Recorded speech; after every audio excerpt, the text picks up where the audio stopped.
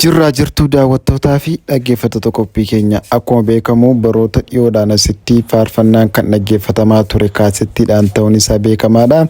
Yeroo ammaa kana immoo kaasettoonni kun dagatamanii jiru. Innis sababa faarfannaan garaagaraa karaa meemoorii fi yuutuubii akkasumas sooshaal miidiyaa garaagaraadhaan waan gadhiifamuuf kaasettiin guutummaadhaan guutuutti dagatamee jira. Haa ta'u malee immoo yoo dagatames yookaan teekinooloojiidhaan yoo jijjiiramni dhufes kaasettoonni kun sirnaan qabamanii kaa'amuu qabu. Haaluma kanaan nuti mana keenya keessatti kaasettii yoo xiqqaate 500 ol ta'u sirnaan walitti qabuudhaan iddoo gaarii keenya jirra.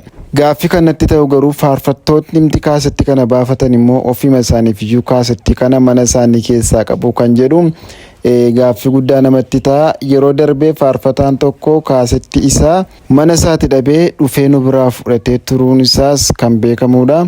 Haaluma kanaan faarfattoonni kaasettii keessan irraa uummanni dhaggeeffachaa turellee yoo jiraate sirnaan mana keessan keessa akka seenaatti akka kaawwattan dhaamsa isiniif dhaama. Kaasettiin guutummaadhaan guutuutti dagatamee jira. Haa ta'u malee immoo yoo dagatames yookaan teekinooloojiidhaan yoo jijjiiramni dhufes kaasettoonni kun sirnaan qabamanii kaa'amuu qabu. Haaluma kanaan nuti mana keenya keessatti kaasettii yoo xiqqaate 500 ol ta'u sirnaan walitti qabuudhaan iddoo gaarii keenya jirra.